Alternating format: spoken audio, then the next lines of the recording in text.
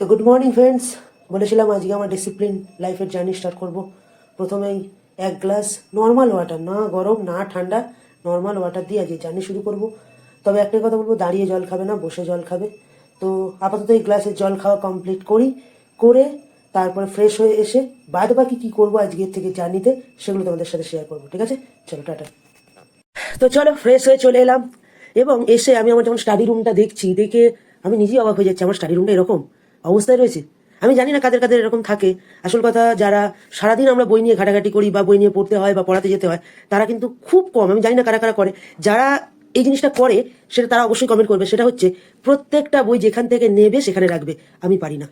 এবং আমার এই স্টাডি রুমের বইপত্র যদি মা বোন গোছাতে চায়, তাদেরকেও আমি গোছাতে দিই না। এবার প্রশ্ন হচ্ছে কেন গোছাতে দিই না? এই কারণে, যাতে এই ধরো আমার ওইখান থেকে বইটা নিয়ে আমার কাজ হচ্ছে আমি বইটা ওখানে ফেলে দিয়েছি, আবার ফেলে দেওয়া না, রেখে দিয়েছি, আবার যখন আমার ওখান থেকে দরকার আবার বইটা ওখান থেকে আমি নেবো। কিন্তু সে যদি গুছিয়ে দেওয়া হয়, তাহলে কি হবে? আমাকে পেতে সময় লাগবে।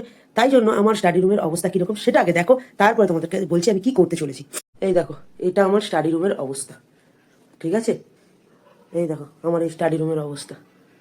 ঠিক আছে, এরকম অবস্থা থাকলে নিজেরও ভালো লাগে না।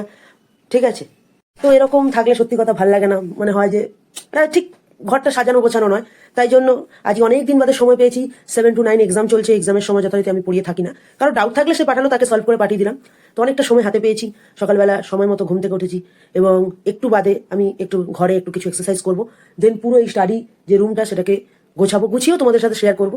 দেখো, তা আমি গুছিয়ে ফেলি আমার স্টাডি রুমটা এবং সকালের যে মর্নিং যে এক্সারসাইজ, এটা একটু ছোট্ট করে সেরে নিই। আর একটা কথা তোমাদের বলি, তোমরা এই যে স্টাডি রুমটা যে মানে কারা কারা আছো যারা প্রচন্ড গুছিয়ে রাখো, আর কারা কারা আছো আমার মতো অবসরে রাখো, অবশ্যই কমেন্ট করে জানাবে। ঠিক আছে, তো চলো সকালটা শুরু করে দিই। আর সময় নষ্ট করা যাবে না, চলো শুরু করে দিই। তো এতগুলো বই কোনটা কোথায় রাখবো খুঁজেই পাচ্ছিল না, মাথায় আসছিল না। তারপর আস্তে আস্তে তাড়াতাড়ি করে বইগুলো তারপর চলে গেছিলাম পড়াতে। ব্যারাকপুরে পড়ানো ছিল এবং পড়িয়ে ফিরছিলাম। তার একটু ক্লিপ তোমাদের। ঘড়িতে দেখো বাজে 10টা 15। তো আজকে সকাল থেকে আমি আমার ডিসিপ্লিন এবং কনসিস্টেন্সি যে জার্নি সেটা শুরু করেছি। আজকে ডে 1 ছিল। সত্যি কথা, সকাল থেকে অনেকটা পাঞ্চুয়াল ভাবে কাজগুলো করতে চেয়েছিলাম, অনেকটা করতে পেরেছি। হয়তো 100% কিন্তু করতে পারিনি। অবশ্যই দেখো, একদিনে মানুষ নিজেকে চেঞ্জ করতে পারে না, একদিনে মানুষ নিজেকে কনসিস্টেন্সি বা ডিসিপ্লিনের মধ্যে আনতে পারে না।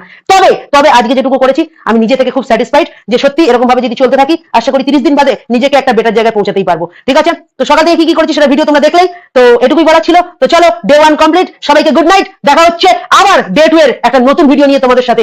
কি করলাম সেটা অবশ্যই তোমাদের শেয়ার করবো। ঠিক আছে, যারা এখনো চ্যানেলটাকে সাবস্ক্রাইব করনি প্লিজ সাবস্ক্রাইব করে দিও। ঠিক আছে, চলো টাটা টাটা টাটা।